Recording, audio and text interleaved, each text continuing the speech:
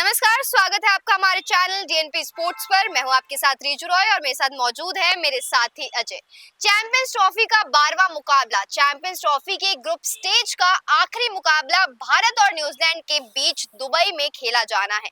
ये मुकाबला अपने आप में बहुत बड़ा है, क्योंकि ये मुकाबला इसलिए बड़ा है क्योंकि यहाँ पर देखा जाएगा कि कौन सी टीम पहले नंबर पर आती है और कौन सी टीम दूसरे नंबर पर आती है। ये दोनों ही टीम ऑलरेडी सेमीफाइनल में पहुंच चुकी है, तो यहाँ पर अगर किसी चीज की भिड़ंत है तो वो है पोजीशन को लेकर, है ना। तो आज के इस वीडियो में हम बात करने वाले हैं दोनों की प्लेइंग 11 की, और वो कौन से खिलाड़ी हैं जो मैदान पर उतरेंगे और अपने पोजीशन, पहले पोजीशन के लिए लड़ेंगे और उस पे सफल होंगे। बिल्कुल। तो जैसे अभी आपने बोला कि ये सिर्फ पोजीशन की लड़ाई है और इस मैच के नतीजों का किसी भी टीम पर कोई असर नहीं पड़ेगा। असर पड़ेगा तो सिर्फ इस बात पर असर पड़ेगा कि ग्रुप ए में नंबर 1 पर कौन फिनिश कर रहा है, ग्रुप ए में नंबर 2 पर कौन फिनिश कर रहा है, और इसका सीधा असर पड़ेगा ग्रुप बी में नंबर 1 और नंबर 2 पर कौन फिनिश कर रहा है, क्योंकि मैचेस उसी हिसाब से होने हैं। तो पहला सेमीफाइनल मुकाबला, फिर कौन खेलेगा, दूसरा कौन खेलेगा, वो सब चीजें तय हो जाएंगी। बहरहाल जो है, ये जो मुकाबला है, ये मुकाबला उन दो टीमों के बीच में है जिन्होंने, ये इकलौती दो टीमें हैं जिन्होंने सारे मैचेस जीते। यहाँ पे बहुत समझने वाली बात है, क्योंकि ऑस्ट्रेलिया का मैच जो है, ऑस्ट्रेलिया के मैचेस रद्द हुए हैं, अफगानिस्तान हारी है, बांग्लादेश हारी है, पाकिस्तान छोड़ो जान दो।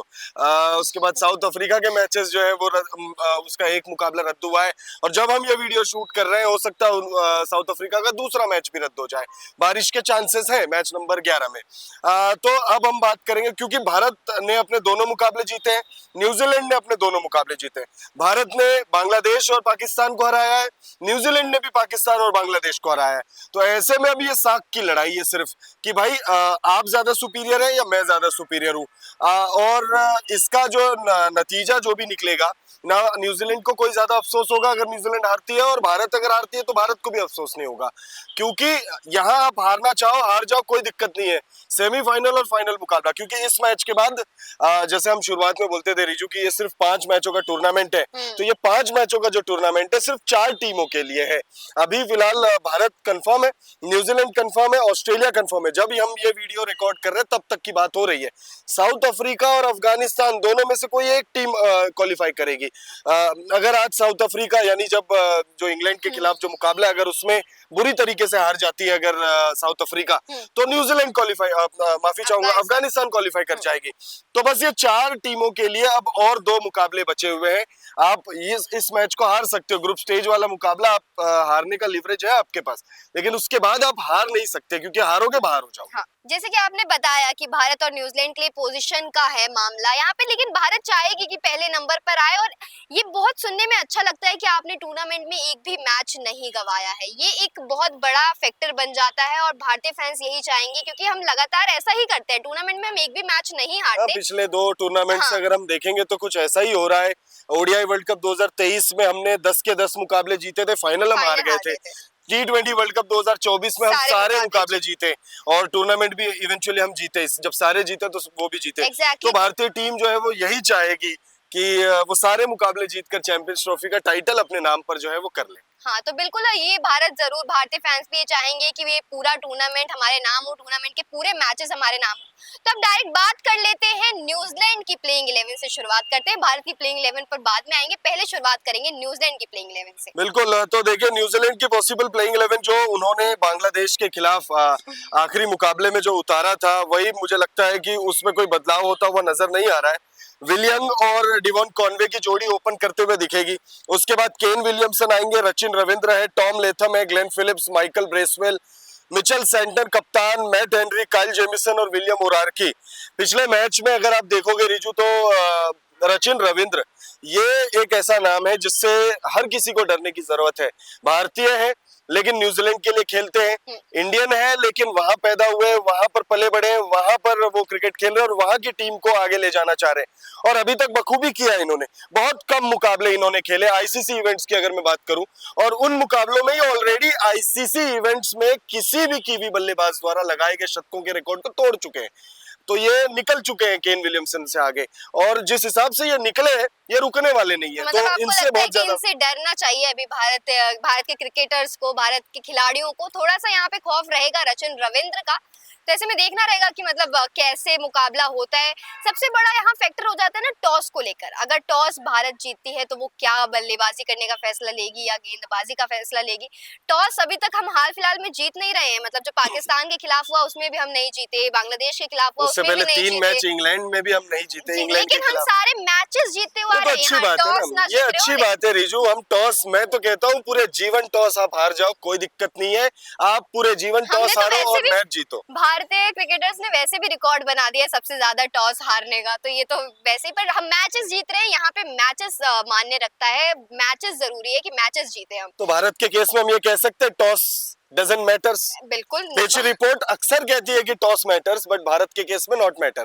बाकी जैसे अभी आपने कहा कि टॉस जीतकर क्या फैसला और क्या हो सकता है, तो अगर देखिए भारत टॉस जीतती है तो फिर निश्चित तौर पर पहले बल्लेबाजी मुझे लगता है करेगी, क्योंकि सेकंड इनिंग में गेम और स्लो हो जाएगा और स्पिनर्स को और मदद मिल जाएगी।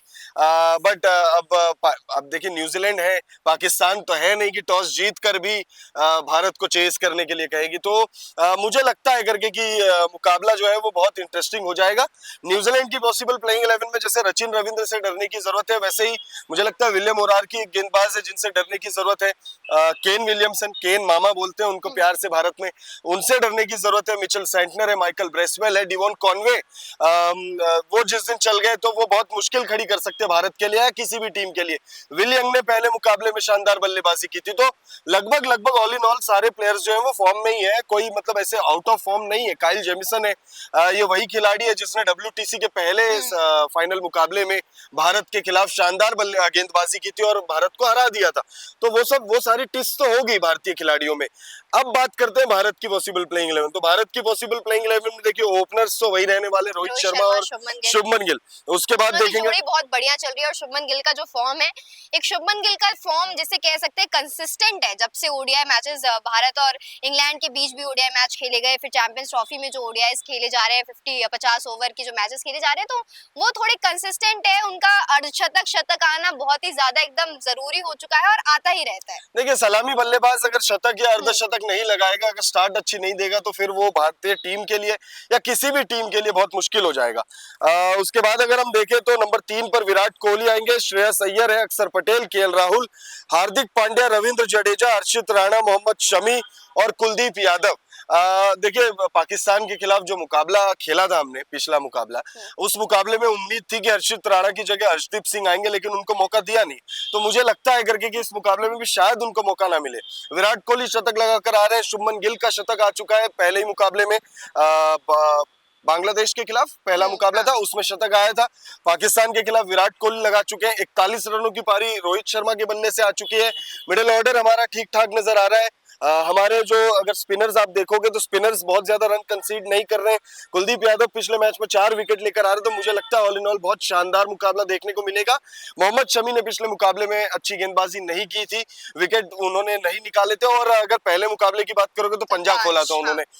तो ऑल इन ऑल देखोगे तो जैसे न्यूजीलैंड की टीम बहुत ज्यादा स्ट्रांग नजर आ रही है, वैसे ही भारत की टीम बहुत ज्यादा स्ट्रांग नजर आ रही है। और इसीलिए इस वीडियो की शुरुआत में मैंने कहा था कि ये जो मुकाबला है उन दो टीमों के बीच में, जो टीम अब तक एक भी मुकाबला हारी नहीं है, और वो है सिर्फ भारत और न्यूजीलैंड। और इस मैच में पता चल जाएगा कि वो कौन सी टीम है जिसने चैंपियंस ट्रॉफी के वो पूरे मुकाबले में से एक मुकाबले को यहाँ पे गवा दिया है ग्रुप स्टेज में। तो ऐसे में देखना रहेगा कि भारत और न्यूजीलैंड के बीच हो रहा है ये मैच कौन अपने नाम करेगा। और आप भी बने रहिए और हम भी बने रहेंगे, पूरा मैच देखेंगे। तो इस वक्त के लिए सिर्फ इतना ही, देखते रहिए DNP स्पोर्ट्स।